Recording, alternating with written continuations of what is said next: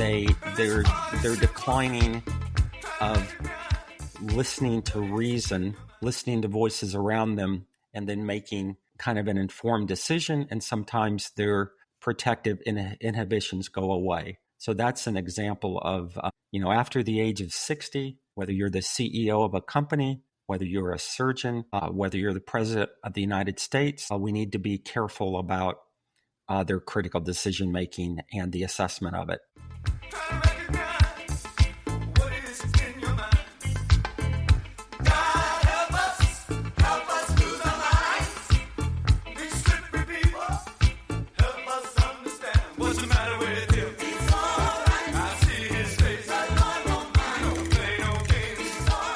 Hello and welcome to the Fire Chief Podcast, the only podcast dedicated to the Chief Medical Officer. I'm your host, Lee Scheinbart, and this podcast brings you the hottest and most crucial conversations in healthcare and physician leadership today. As promised, this month's shows are all about emergency readiness and response, especially in light of events in the Middle East right now. And we have another exclusive guest who knows quite a bit about that, Dr. Jeffrey Kuhlman. Having earned his medical degree from Loma Linda University and later becoming triple board certified in aerospace, family, and occupational medicine, for the next 30 years, Dr. Kuhlman served as a Navy physician, and for more than half of that time, he served in the White House. Responsible for emergency medical actions and contingency planning of the White House Medical Unit and integrated with the Secret Service details, Dr. Kuhlman was the physician on the White House grounds on 9/11 and spent the day in the Presidential Emergency Operations Center, also known as the bunker, providing guidance and advice on all joint service, interagency, and international matters for medical contingency planning and operations, supporting the continuity of the presidency and an enduring constitutional government. In 2007, he was named the director of the White House Medical Unit, and in 2009, Dr. Kuhlman served as the physician to the 44th President, Barack Obama. Over the course of his time as a physician in the White House Medical Unit, he also cared for President Bill Clinton, President George H.W. Bush, Secretary of State Hillary Rodham Clinton, and Vice President Joe Biden. Following his time at the White House, Jeffrey moved to my backyard, where he became the Senior Vice President and Chief Medical Officer at the largest hospital in the United States, the formerly named Florida Hospital, now known as Advent Health Orlando. The author of several books on transformation in healthcare and high reliability, not to mention his recently published call to action book entitled Transforming Presidential Healthcare. Currently, Dr. Kuhlman is the Chief Quality and Safety Officer for the Advent Health System. Jeffrey, welcome to the show. Good to be with you. Interesting hearing it put in that context, but just was privileged to serve all those people, and I call it 5.5 presidents. Well framed. Well, early in your career, you were a flight surgeon. You had a duty to the Navy to determine someone's fitness for service. So since you mentioned that you've served multiple presidents throughout your career, if you deemed someone physically fit and mentally strong as a flight surgeon, were there additional criteria that you would use to limit flight actions, such as their age, and who ultimately determines those criteria and how you sign off on them? So with naval aviation, it covers all pilots, all aircrew, both in the Navy and in the Marine Corps. The Naval Aerospace Medical Institute actually puts out and keeps up to date, pages and pages of physical standards, and then you are either found fit for duty or you can be found not fit for duty. And if somebody is deemed that they don't meet all the requirements, physical requirements, then it gives you a guidance about how to put in a waiver. For example, if they have, thyroid disease and they're taking thyroid medication, that disqualifies you from aviation. But if you meet the requirements of here's the medication, here's the stability, here's the dosing that you're taking, and you don't have any other side effects, everything else is normal, then you put in for a waiver and that aviator can be granted the waiver. So it's extremely helpful to have a guide saying black and white, here's the qualifications and here's how you do waivers in a standard, fair way. In the Navy, is this coordinated by other more senior flight surgeons and medical personnel, both the criteria, for example, using the thyroid example, and therefore then the waiver, or does the individual flight surgeon create those specific criteria? The individual flight surgeon at the squadron taking care of that aviator is responsible to do the exam, do the test, to be familiar with the waiver guide and to follow the waiver guide. On that submission, there is a panel of experienced flight surgeons, and they also bring in a different subspecialist. For example, thyroid would be an endocrinologist. And most of the time, it's not a new waiver. It's something that's been done before. And your job is to be the advocate for that aviator to make sure that you're addressing what it says in the book.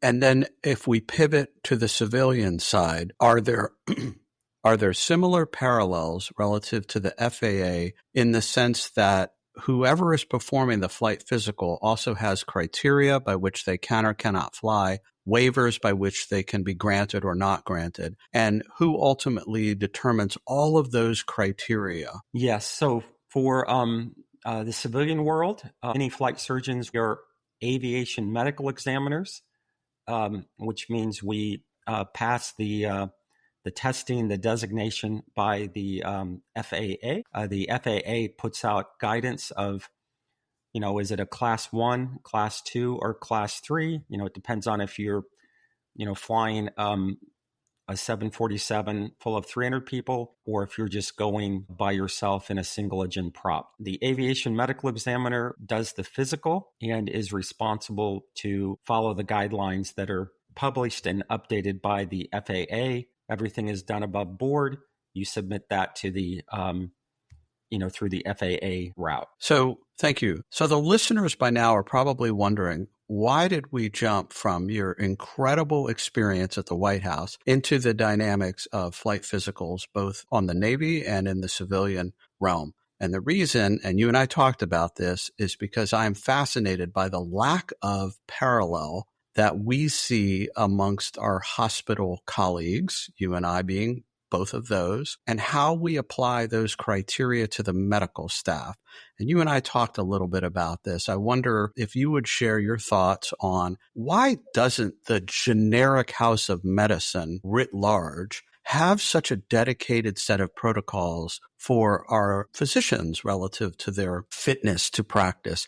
And what have you done in your career relative to that? So as a chief medical officer, it has something to do with physicians, the medical staff, APPs, and the 4 biggest areas are performance, patient safety, professionalism, and persuasion. The medical staff is responsible for the quality and safety at the hospital. Most medical staffs have a physician health advisory council, and there's varied levels of how high functioning and how well they perform. Most hospitals do not have guidance based on age, and they don't have guidance based on medical conditions that are disqualifying. Unfortunately, we rely upon somebody bringing up, hey, this surgeon, they have a tremor that's pretty noticeable, and I wonder if they're safe in the operating room. A big part of the Physician Health Advisory Council has to do with substance abuse, mental health, and those are usually episodic things that flare up. There are a few hospitals in the U.S. that are trying to be more proactive and, for lack of a better term, call it the aged or aging surgeon.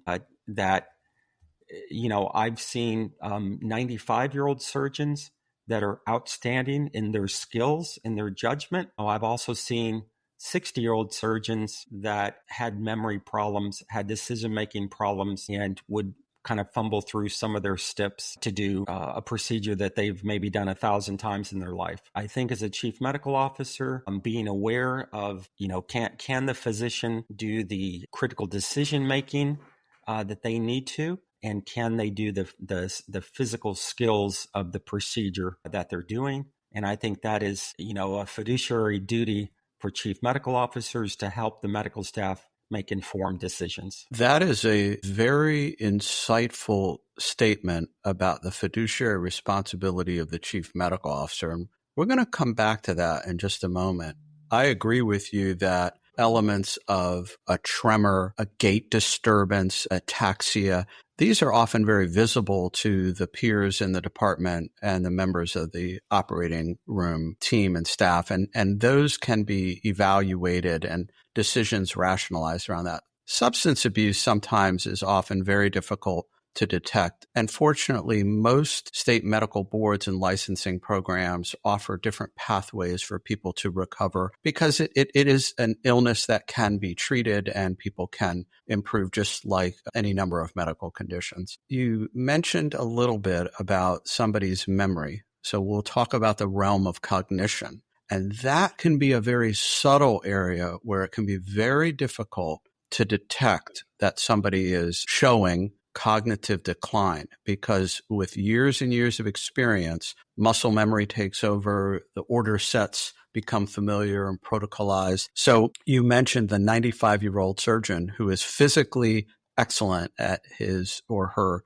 skills in the operating room, but yet you could have a 75 or an 80-year-old individual showing cognitive impairment. Have you had to deal with that as a chief medical officer or as a safety and quality officer, where it became really personally challenging or difficult for you to tell a physician that an assessment needed to be performed?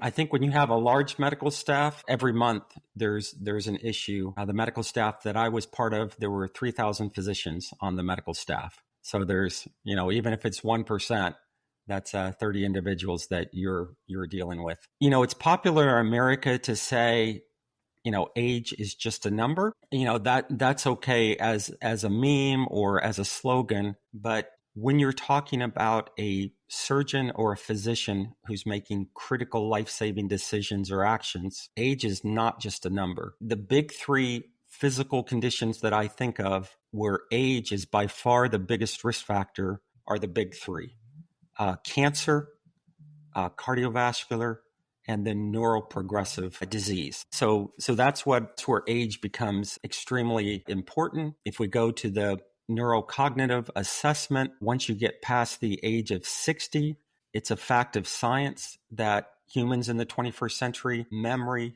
reasoning, speed of processing, spatial visualization, all start to decline at an accelerated process. The fifth one of those, vocabulary, is odd. It tends to stay the same, or it tends to creep up a little bit based on a lifetime of using and knowing words. So when you say, grandpa or that 80-year-old surgeon, they're being more stubborn, it's not just a personality trait. It's they're declining of listening to reason, listening to voices around them, and then making kind of an informed decision. And sometimes their protective inhibitions go away. So that's an example of, after the age of 60, whether you're the CEO of a company, whether you're a surgeon, whether you're the president of the United States, we need to be careful about their critical decision-making and the assessment of it.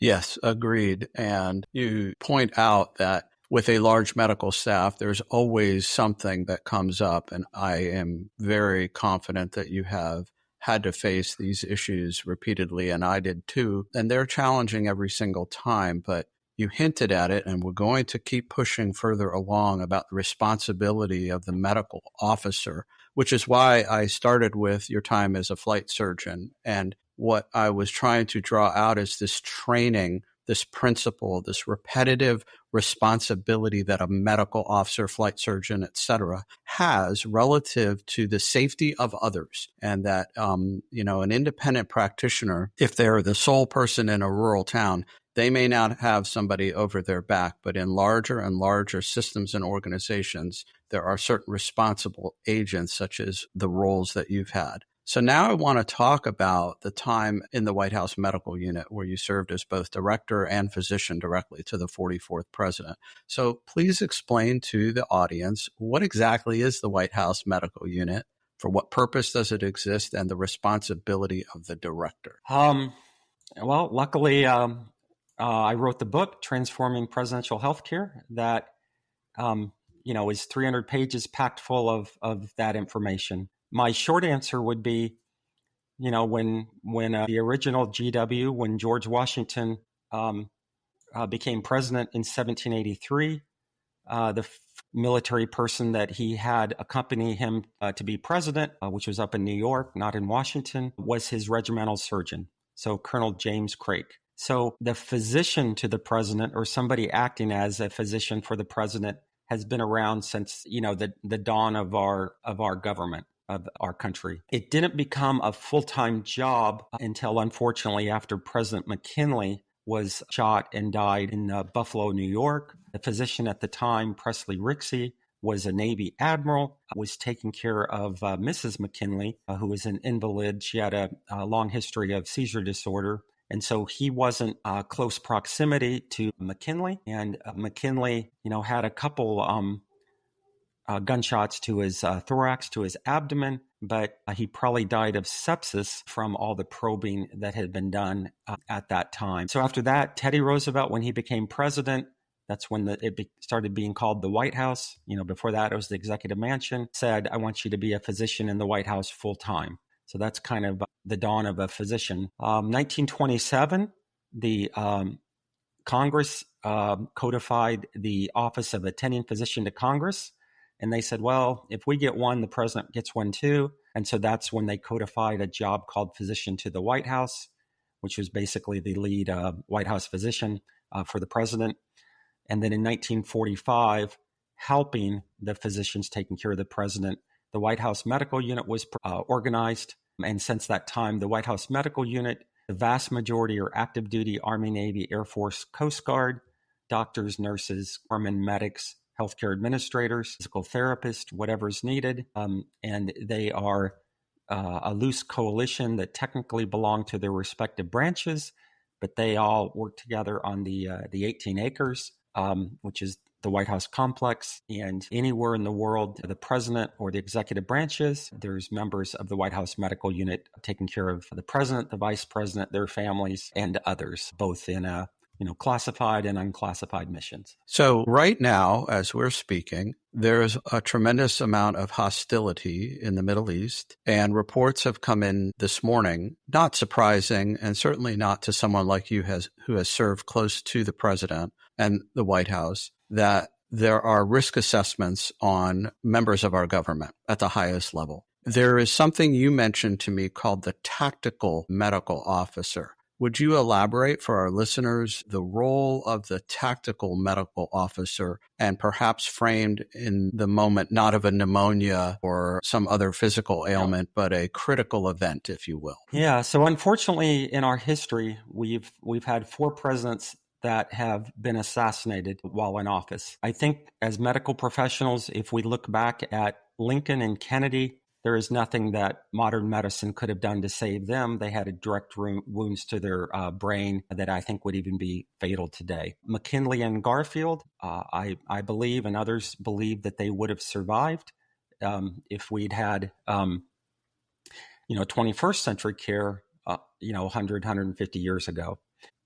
I was a teenager in Chattanooga, Tennessee, driving to my lift truck job at Little Debbie, and I heard March 30 of 1981, shots fired at President Reagan while he was at the Hilton there in D.C. We later learned that he had been hit, and his special agent in charge, Jerry Parr, was on top of him, saw a drop of blood in his corner of his mouth. And at the time, the practice was shots fired, take him back to the fortress, take him back to Crown, which is the Secret Service code name for the White House. Special agent in charge Parr said, forget this, we're going to the hospital. So they went right instead of left, and they ended up at GW Hospital. What saved him is when he, walked into the emergency department and collapsed, the doctors and nurses in the emergency department treated him like a trauma.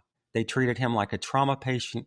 They did not treat him like a VIP. So with that, they took him to the operating room, and they had recent training and experience, whether it's in support of Vietnam War at the time, but they used the greatest techniques. Fast forward about 20 years, during President Reagan, during President George H.W. Bush, the physicians that were the physician to the president were, let's just say, elderly specialists, and they were not trauma-focused or trained. About the year 2000, maybe a year or two before, the White House Medical Unit started hiring emergency medicine physicians. When I got there, there were a couple outstanding emergency medicine physicians. The training was individualized instead of standardized. So we got together as a unit and we said, what's our mission? Our mission is, to keep the president alive. Number one threat is sudden cardiac arrest. So we're going to have an AED, and we're going to be within 2 minutes, and we're going to be current on our ACLS training with current clinical competence.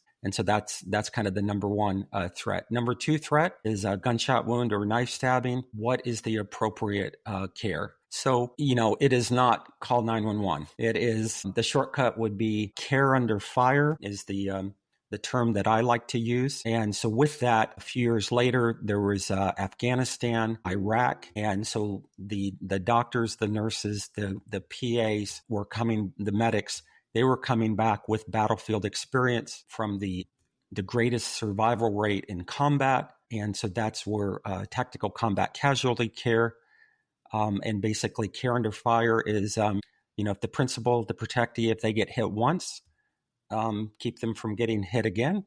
Prevention is always better than the cure. If somebody is hit by a gunshot wound, you don't worry about C-spine. You don't worry about fluids. What you worry about is keep the blood in the body and get them to definitive care. So however you want to stop the bleeding, hemostatic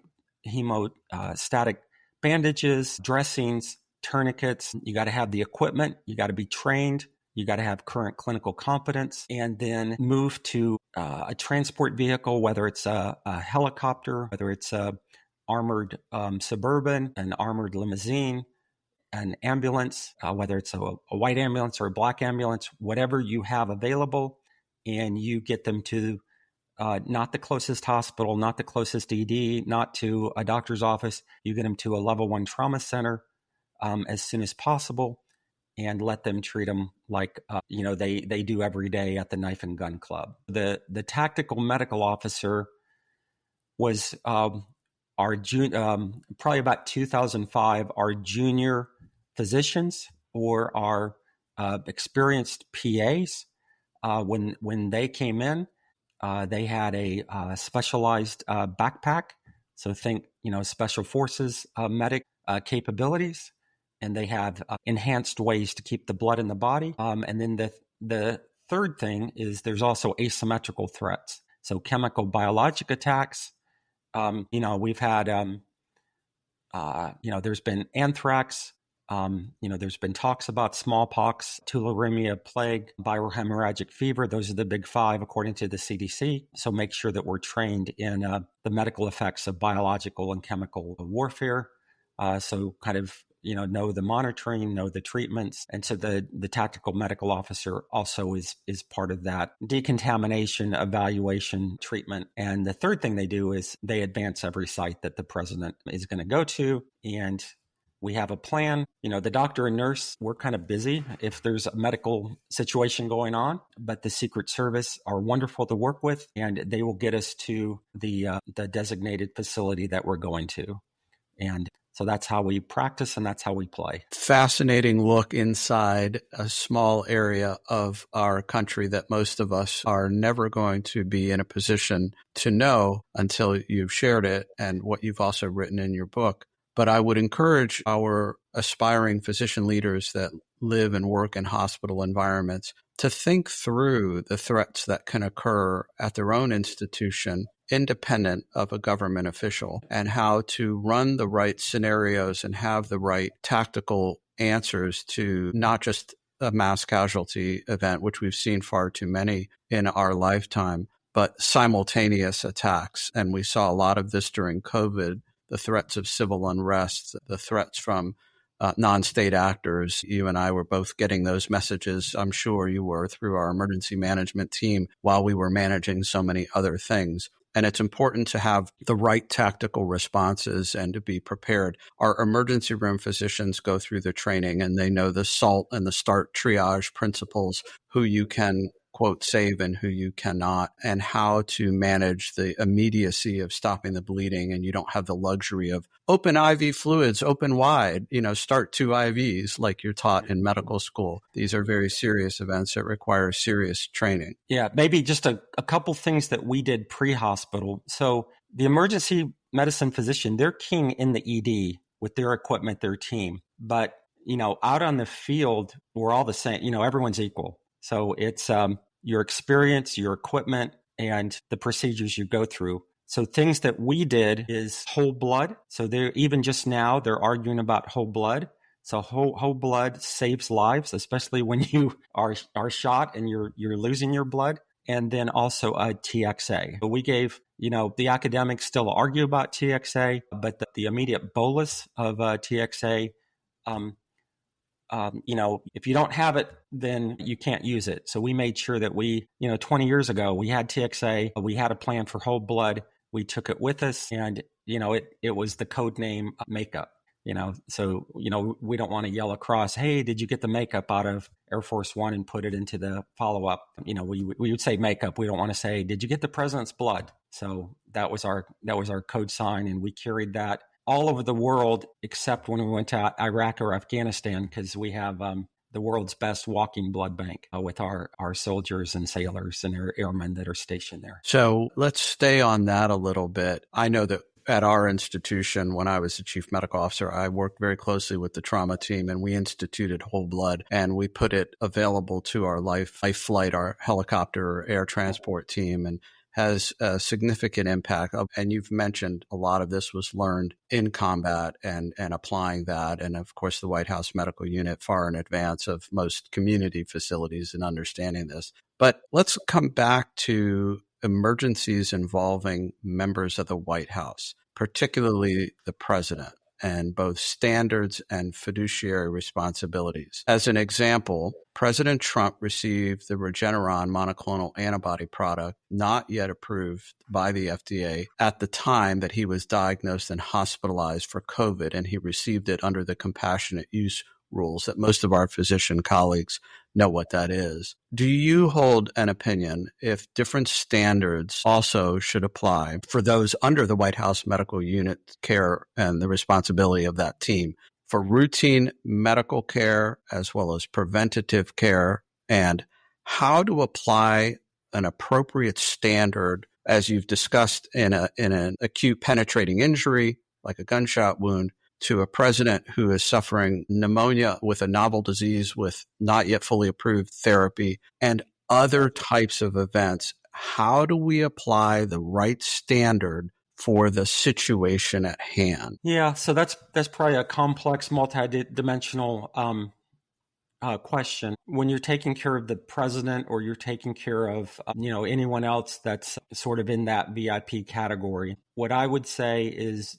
do not take any shortcuts. The essence of my job as the director of the White House Medical Unit was getting every primary care doctor who's caring for the president or one of their family members to do everything that you know how to do, that you're trained how to do. Because often in VIP care, the primary care doctor, I'm not going to check for glaucoma in this patient's eye because the ophthalmologist is going to. So do not take any shortcuts. The primary care doctor, do everything that you're trained to do for the evaluation of that condition, which should cover about 95% of things. And healthcare is relationships built on trust. And a lot of being the White House physician is being the quarterback and making sure that the primary care doctors do everything they're trained, and then, helping the specialist laser focus onto what's really needed. As far as President Trump's COVID, I'm glad that he got Regeneron, monoclonal antibodies. I gave it to several patients that met the indication. The other thing is he met the criteria for remdesivir,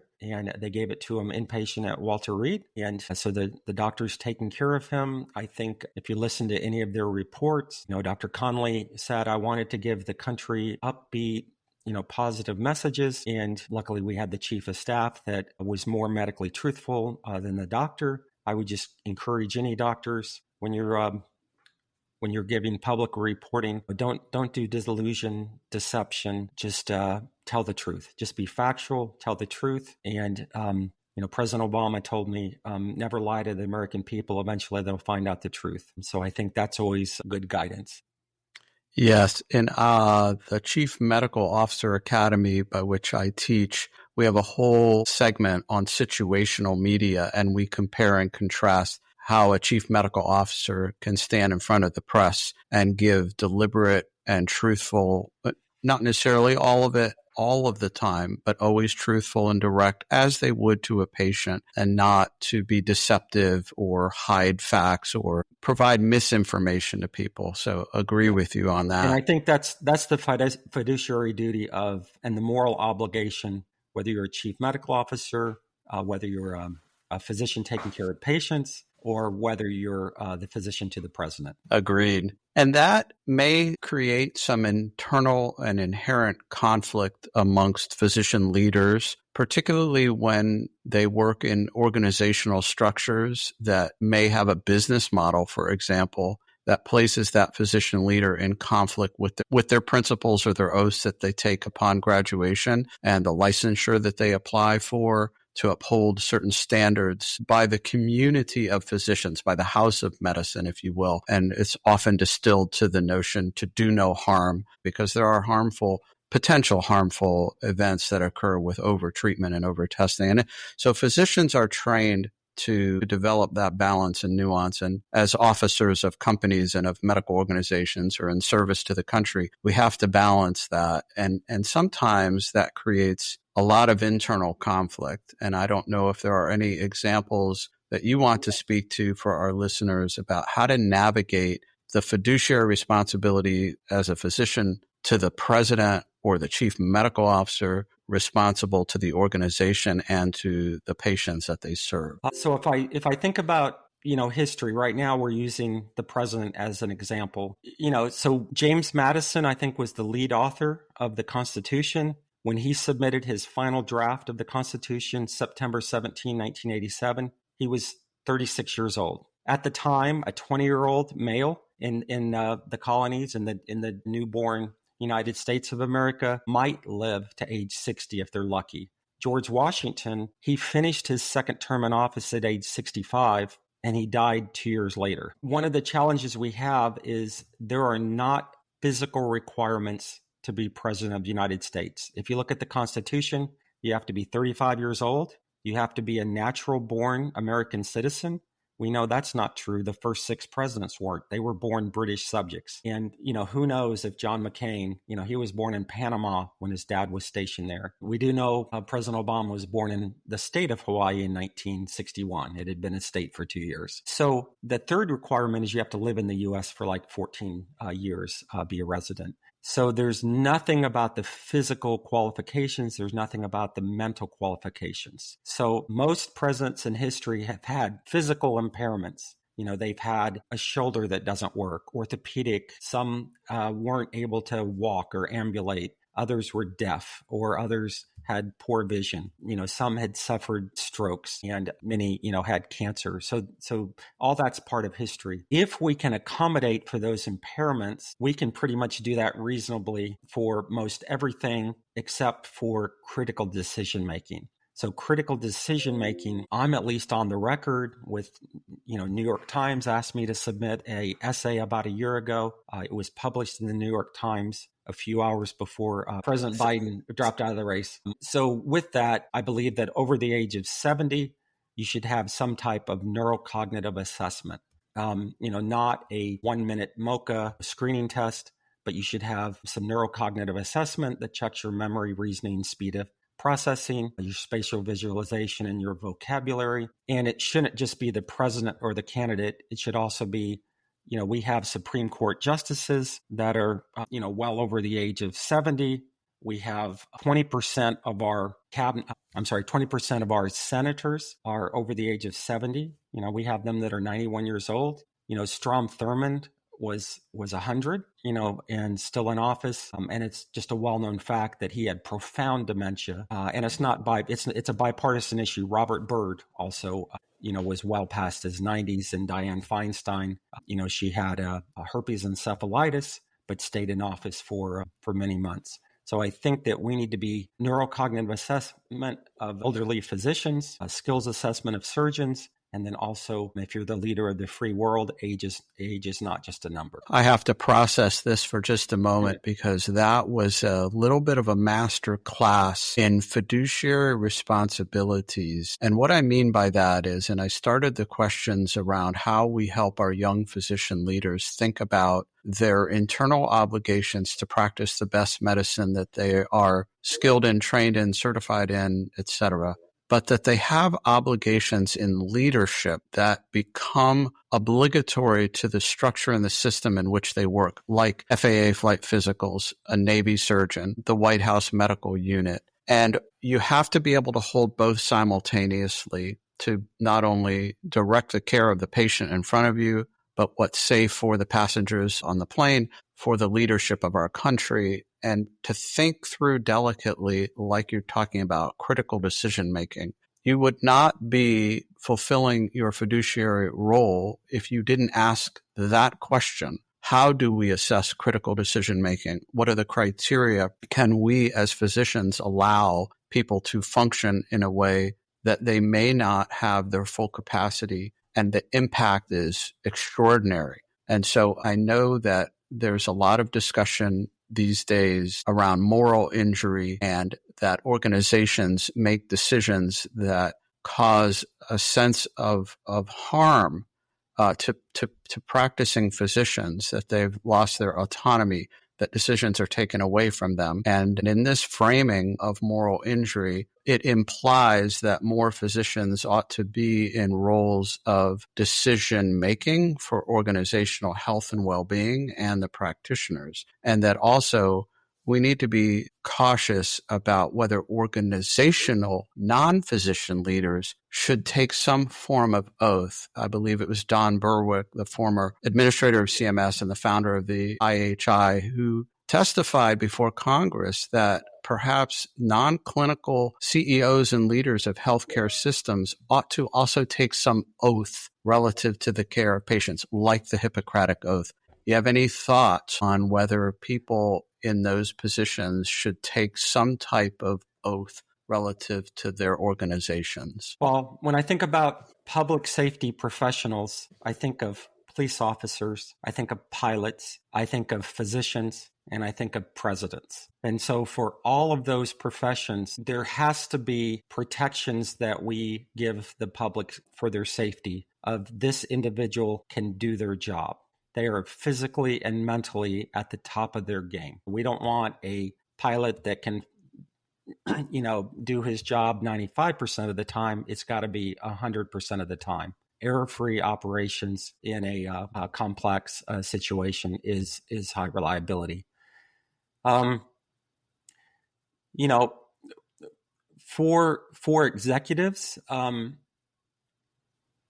we see the silent generation. We see the baby boomer generation that they are clinging to power more than any generation has. I think Warren Buffett at 93 just realized that it's probably time to have a succession plan. And, he has a job of responsibility and a fiduciary duty to all of his Berkshire Hathaway stockholders. If you're the chief executive of a hospital or a healthcare system, if there was some type of a commitment to patient care, patient safety, that would be awesome. We're going to quickly go down the road of, usually that's what the not-for-profit systems are for the benefit of the community. If you are in the for-profit category, then they have a responsibility to help their stockholders. So that is often the care that you get at a for-profit institution versus a not-for-profit. Often you can feel the difference. Thank you for that answer. This has been a spectacular show and learning a lot of things I never ever considered, but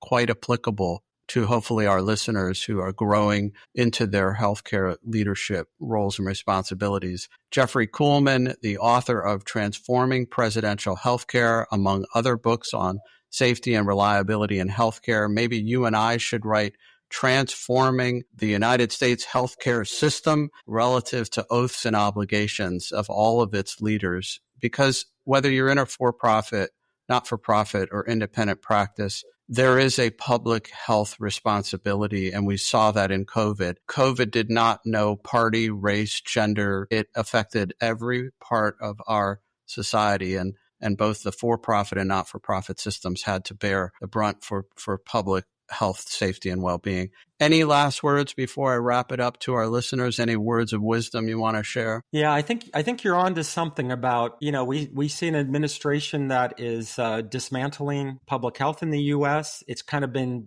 dismantled over the past generation or two, but we have an opportunity for public health in the emergency department. In the emergency department, it's the safety net, the biggest access for anyone that finds themselves in America. We are already doing it today, public health. They evaluate respiratory illnesses, sexually transmitted infections. They evaluate foodborne illness. They administer vaccination against pertussis or against tetanus. And so those are just already in place. We have some hospital emergency departments that are doing the opt-out HIV screening, where every single person that's getting their blood drawn, you screen them for HIV, you remove that stigma, and we're actually finding individuals because half of the new cases, they don't know that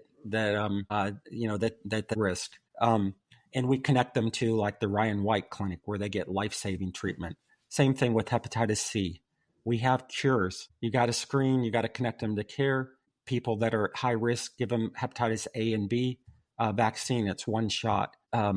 Substance use. We have new medicines, either shot or sublingual, and connect them to care. So I think this is different than chronic disease management in the ED. This is different than the social drivers of health, which those two things are important. But I think we should be preaching public health in the emergency department, and it will save thousands of lives. Agreed. Well, thank you again, Jeff. For our listeners, you have been front and center to hearing some great history and some insight as to how things operate in a place you may never get a chance to see for yourself on the only podcast dedicated to the Chief Medical Officer of the Fire Chief Podcast.